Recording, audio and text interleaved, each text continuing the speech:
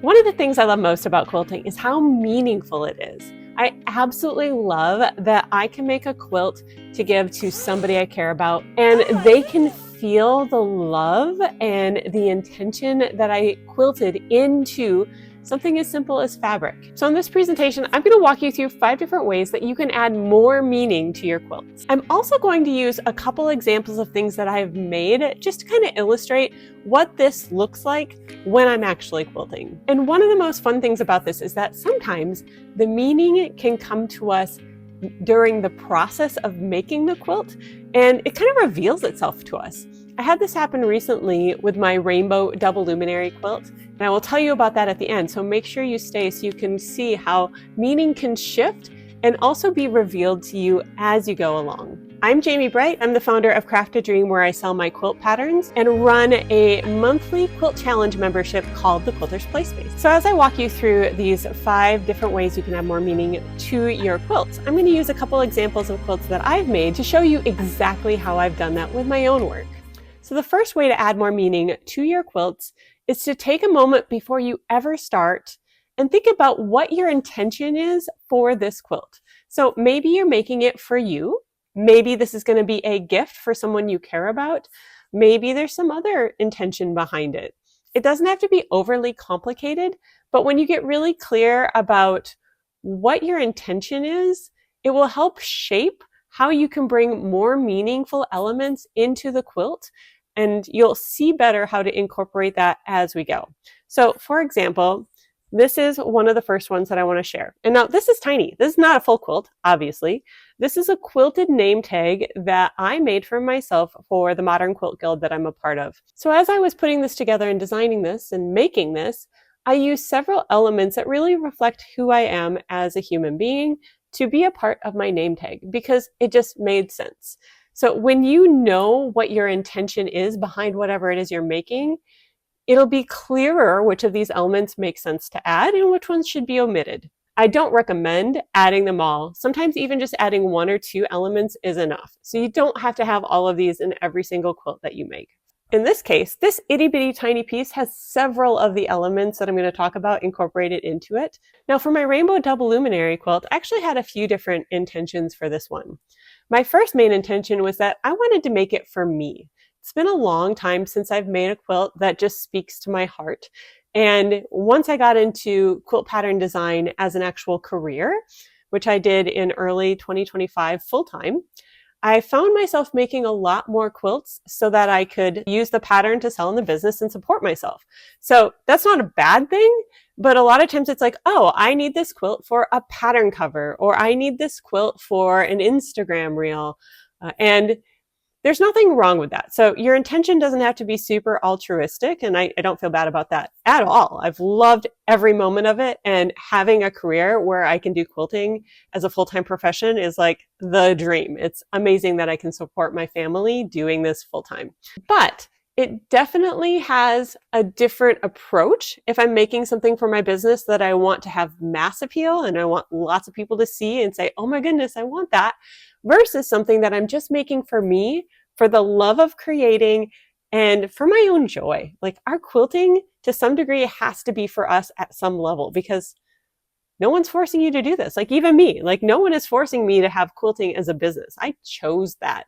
And so there should always be some element of freedom and choice in our quilts and what we're doing, even if we're making them for other people, even if we're making them for a commercial purpose, or if we're just making them because we want to show love to people. So my intention with the double luminary quilt was to do a bunch of selfish sewing and totally make that quilt based on what I like and not based on anything else. I didn't care if it would look good online. I didn't care what other people thought about it.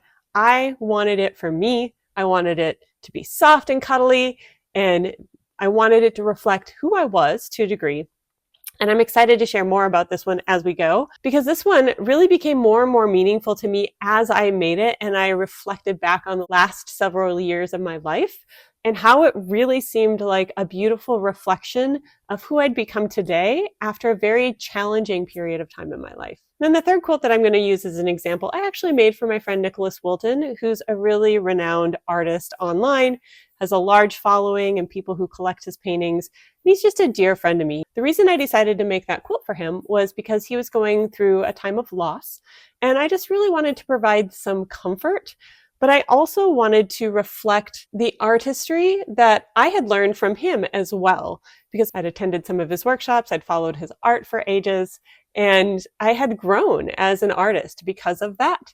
But I wanted it to reflect who I was as a human being as well, because it was coming from me. So for Nicholas's quilt, I really wanted to take his colors and his style of art and mesh it with my style of art and make something that was kind of a unique blend of the two of them to the best of my abilities. So even though the step is a little bit more intangible, knowing what your intention is with the quilt and having that in mind before you get started will help you know what meaningful elements you can add into your quilts. Once you have your intention set for the quilt, the second way you add meaning to your quilt is through the fabric choices and the colors that you choose.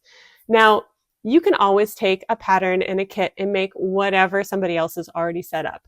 But if you want to add a little bit more meaning to this, even if you're afraid to change fabrics or pick fabrics on your own, you can start small by changing just one of the fabrics into something similar, but that you maybe like better or has more meaning to you. So first and foremost, I would encourage you to take that bundle of fabrics that you've been saving and hoarding in your stash that you're afraid to cut into and actually make them into a quilt, because it brings so much more meaning to it. So this one here, I know this is tiny, but these fabrics are from my all-time favorite line of fabrics from Allison Glass. It is her Chroma line of fabrics from like 2016 or 2015. They're old and out of print, and I cannot get any more of them. And I have maybe about a fat eighth bundle of them left from a bigger set of them that I got. I used them in a different quilt and absolutely loved it. Now, I have been hoarding these fabrics because I don't want to waste them because I can't get more, and I just love them. But because I love them so much, and the whole point of this was to be a reflection of who I am, I decided I would cut into them and make this rainbow. Now, that's another part of me. My name's Jamie Bright. Obviously, you can see on the name tag, but I chose my last name, Bright, after my divorce. It's not a family name. It's not a maiden name or anything like that. I actually chose my own new name because my maiden name just didn't feel like who I was anymore, and I didn't want to keep my divorce name. And I just love bright colors. I like to look on the bright side of life. And these fabrics are bright. And I think that's part of why I love them so much and why I wanted to incorporate them in this one. The same thing for the Rainbow Double Luminary quilt. I knew I wanted a bright rainbow for that quilt. And there was a time in my life when I was afraid to make rainbow quilts because I thought they would be seen as too childish and that they wouldn't be taken seriously. You know, like when you're young, because I've been quilting for over 30 years now. When you're young and you want to be seen as a good quilter, or at least maybe that's me, first child energy right here. You're more like self-aware of what you should and shouldn't be picking, and you're judgmental about stuff that doesn't matter. And there came a point about 10 years ago when I just realized that I love rainbow quilts and I can make a rainbow quilt and it doesn't make it childish. It doesn't make it bad. And so the double luminary quilt that I wanted to make in all rainbows was really me just embracing my love of rainbow. And you can even see in this quilt behind me, I love rainbows. This is a Tula Pink rainbow quilt that I made for my daughter. And I just try and incorporate rainbow elements anytime it makes sense. Like if I'm giving it as a gift, I want them to like rainbows, which my daughter does, thankfully. But I just have embraced that about myself. And that's a way that I add meaning to my quilts, is by using the colors and the fabrics that I just absolutely love. So that's in the Rainbow Double Luminary quilt. Now with Nicholas's quilt, this was a little bit of a stretch for me because I wanted to incorporate his colors into a quilt, not mine, because I knew it would stretch me outside of my comfort zone. And I knew that he would like the aesthetic of it better. So for his quilt, I actually chose some greens, reds, and oranges, along with a bunch of tan colors that really seemed to fit his style of colors and his leaning of colors better than mine. So you can see here, I put up a picture from his Instagram feed way back at the time that I was making this, that I used as inspiration for colors, because I kept seeing him use those colors over and over. And then I used those colors specifically in the fabrics that I chose to make his quilt to reflect him and add more meaning for him. Not only can you choose your favorite fabric lines and your favorite colors, but you may choose specific types of fabric for different meanings. I choose flannel for the back of my quilt because I feel like it gives it a really nice warm cozy factor that's more natural than minky. And it wears really, really well and is very easy to hand quilt through. And the reason it's important to me that something wears well is because I make a lot of my quilts for my kids. And I mean, they're like little monsters. I love my kids dearly. I have 6 of them. And it's really my desire that when I make a quilt for them, they can take it outside, they can take it on car trips. You know, they're going to have it in their beds, they're going to have it when they're sick, it's going to get washed, it's going to get used and loved. And my hope and goal is that it's so used and loved that it falls apart in about 10 years. What I have found is that flannel does not fail nearly as easily or as soon as the cottons do.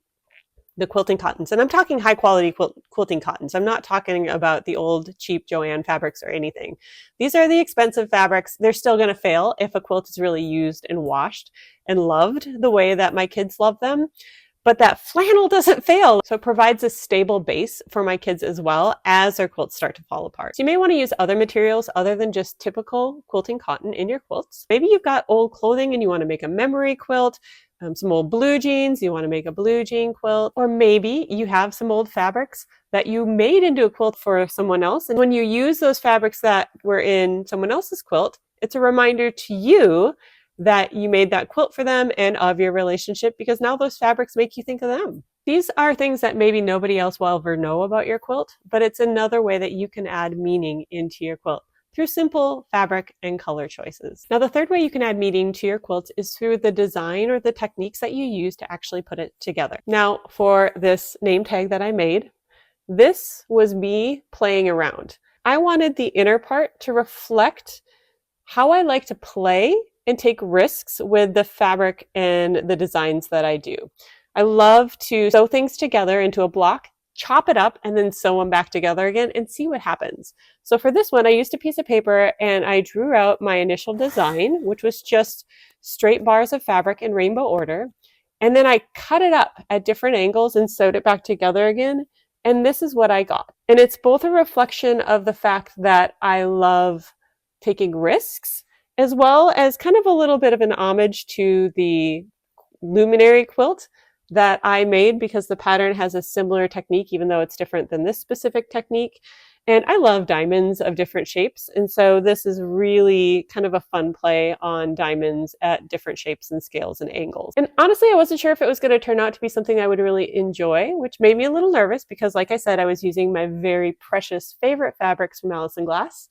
However, I really loved it in the end. And in part, it was hard not to love because of the fabrics that I used. Now, for the Rainbow Double Luminary quilt, I just always had wanted to do a version of this pattern where it looked like the diamonds were actually shooting out from the main star.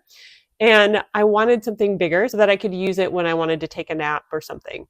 So in part, this came about because I've been making so many of the original version of my pattern, which didn't have any of the shooting stars in them. And it allowed me to modify it and play with it in a way that I always thought would be really beautiful, but I'd never tried before.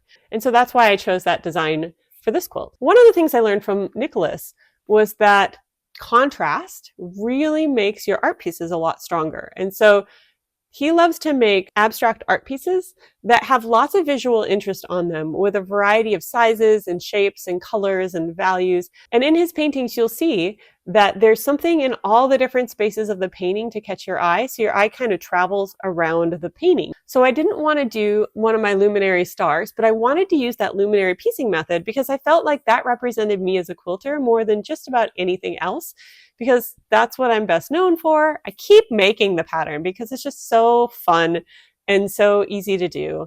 And so I just thought, let's see what would happen if I made the pieces much bigger, like much, much, much bigger. And I didn't make them into a star and just made it all kind of random and somewhat scrappy looking. And so I took his colors and a bunch of different fabrics that were all different textures. And then I took my method and I kind of merged them together. And that's how I blended the two of our styles into this one single quilt. So as you're thinking about putting your quilts together, you may have a pattern that you just love that really reflects who you are, or that you've made a lot of that you really identify with. You can use that. Or maybe you are going to use a specific quilting technique that is something that you really love. So for me, I hand quilt almost all my quilts. Any quilts that I'm going to give somebody as a gift that I really care about is going to be hand quilted, because I really, really love hand quilting, and I feel like I get to sow my love into the quilt when I'm doing it. And for me, hand quilting is a meditative practice where I'm often thinking about the person as I'm doing this. And so I use hand quilting as a technique to infuse a little bit more meaning into the quilt, because I'm thinking about the person as I'm doing it. Now, it's not just quilting techniques. It could be piecing techniques. There also may be other techniques that you really resonate with, like maybe there's a certain kind of binding you love to do, like maybe you're a big stitch binder. Maybe you really love free motion quilting and want to do some free motion quilting on it as a reflection of your art. Any piecing techniques or quilting techniques that just resonate with who you are is a great way to add more meaning to your quilts. Okay, so we've talked about setting an intention, selecting fabrics and colors, and using techniques and patterns that really align with who you are and the meaning that you want to give to the quilt. Now, our fourth way to add additional meaning to the quilt is to add symbols into the quilt that are meaningful to us. Now, symbols can be anything. So for me, in this one, you can't see this here, but this is a white on white print by Tula Pink, and it actually has owls in white printed on that fabric. Now, the owls aren't even visible to me when I'm looking at this close up, because I have just tiny pieces of it here, and the owl print on that fabric is actually quite large. The reason it's meaningful to me is because my favorite grandmother loved owls. And so anytime I see an owl, I feel like it's her waving down from heaven at me. And so even though nobody will ever know that this fabric had owls on it, I will. And so there's extra hidden meaning in this little name tag that is meaningful to me, but not necessarily to others. So owls are a symbol for me that's really meaningful. In the double luminary quilt, I love diamonds. I really resonate with the diamond shape. And so the whole thing is made of diamonds. And I'll talk more about the diamonds and the shape and the meaning that kind of was revealed to me as I made it. So hang tight, because I'll come back to that one.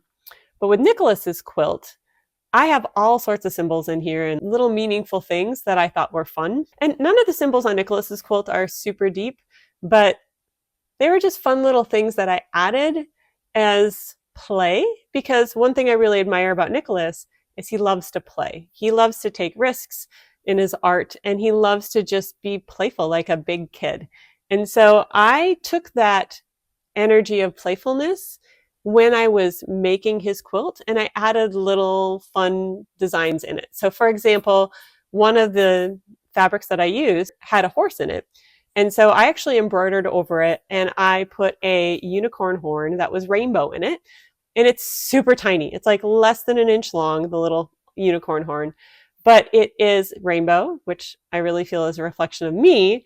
But I tried to be really playful in that and find symbols in the fabric that I could accentuate and bring out that either reminded me of Nicholas or that I thought were resonant with who I was as well. The symbols that you put into your quilt can be really obvious, or they might be little hidden details, kind of like this. They can be symbols of people, places, things that are meaningful to you, ideas, words, colors, or maybe even it's your favorite season or some event or holiday that you really love, or something that just really has deep meaning for you or the person that you're giving the quilt to if you're giving it away. You can put these symbols in by finding fabrics that already have them in there. You can quilt them into your quilt so that they're hardly noticed. So the actual hand quilting design or machine quilting design that you do could have symbols in it that are meaningful to you. I've seen people actually print photos onto fabric, and there's a variety of different ways to do that. Just Google it if you want to, and add those photos into their quilts to make them more like memory quilts and more meaningful that way. It might even just be a shape that has meaning to you that's important to incorporate into the overall design. Some of these symbols may be very overt, and very obvious. You might design the entire quilt around it.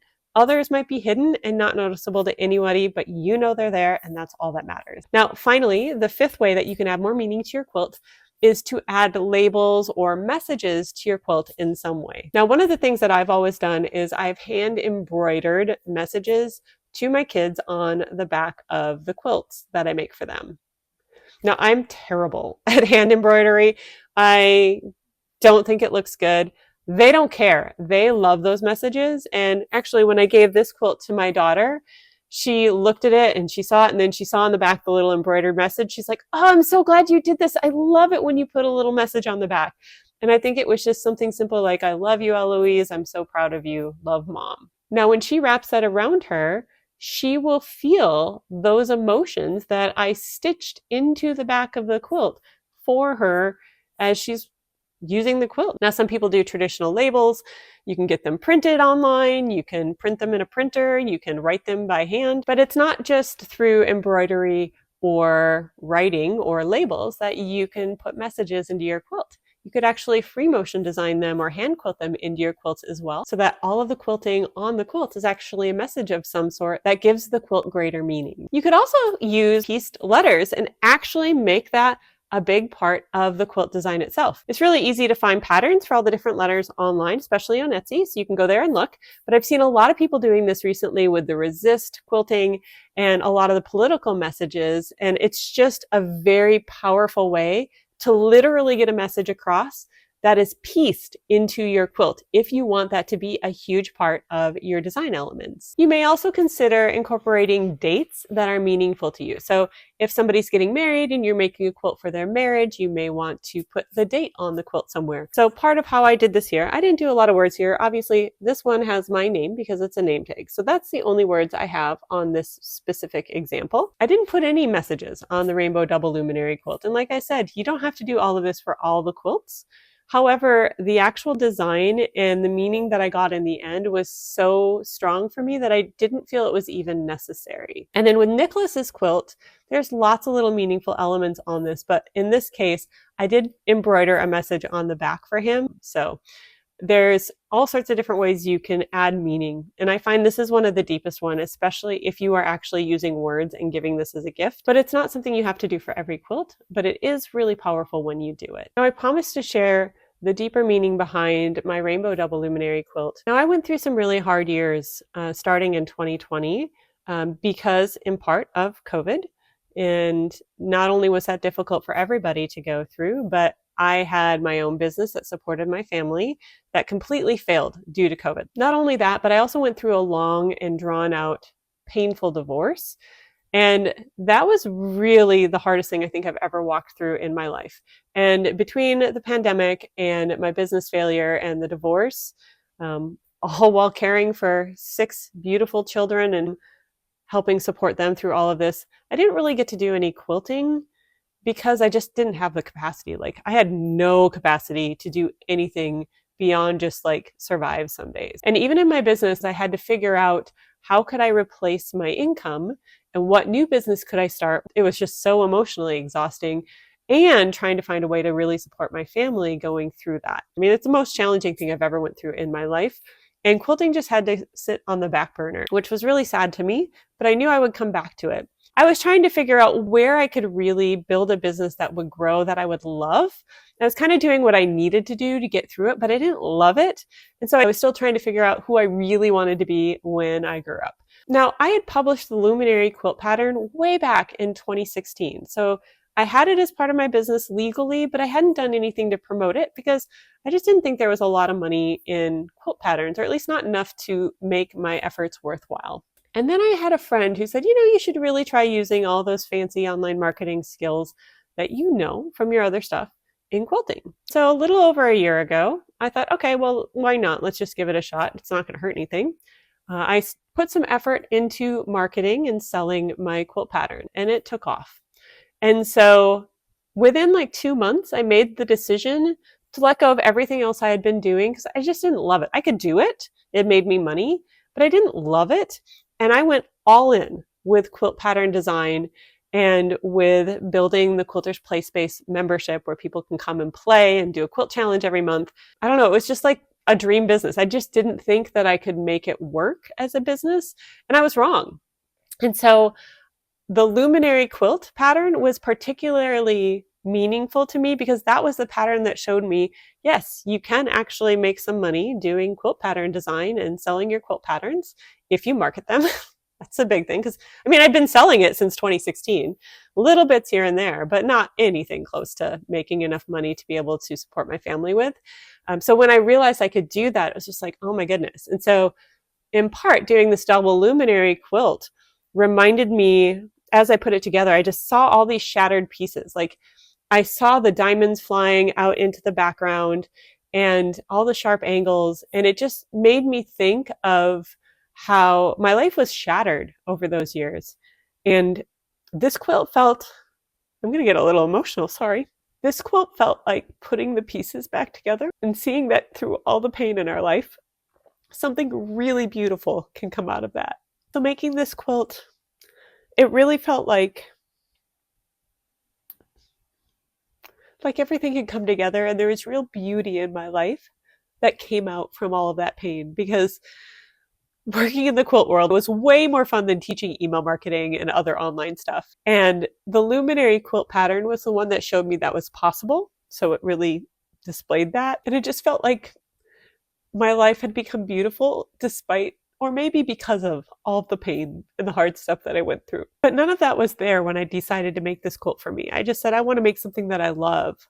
But as I worked on it, it became a lot more meaningful to me. So sometimes the process and the meaning behind the quilt reveals itself as you're going along and as you're doing the work and as you are making your beautiful quilt. The act of you even making it just means that it's beautiful and it's got meaning because you made it. I hope you can understand that. I'm not going to try and re-record it because I'll probably just get emotional again, and that was good enough. Did not expect that. But if you take anything from this presentation today, I want you to remember that quilting matters and it has meaning, and your quilts are art. Your physical energy went into making this quilt, along with your emotional and spiritual energy as well. But these quilts that you're making will have meaning because you made them. And it doesn't take a lot of extra intentional touches to add a lot of extra meaning to your quilts. But I hope I gave you some fun ideas for doing that today. If you'd like to give this a try within a community and get some feedback from other people and encouragement, my Quilters Play Space community does monthly challenges where we play every month and make at least a block. And the very first challenge I ask everybody to do when they join is to make something that really reflects who they are, which is very much so in line with all of the ways that I talked about in this video that you can make something meaningful. In fact, I made this for my very first one. It was a name tag for my guild, yes, but I also used it for that challenge to make something that really reflected me because it seemed fitting, and it really does reflect who I am. And I wanted it to be small because I don't have time to make a new full quilt every single month. I'm the mom of 6 kids. So if you'd like to join us for that, there is a link somewhere around this video where you can sign up and join. And I just want to thank you in advance because your membership fees for that go directly towards helping me live out my dream. And it means so much more than you know. My members and anyone who's bought my patterns are just very dear to me, and I don't take you for granted. Thank you so much for being here as I share my heart and I cry in front of you. And I'm just so grateful for your support. I hope this helps you make more meaningful quilts, and I hope that you will join me in the Quilters Play Space.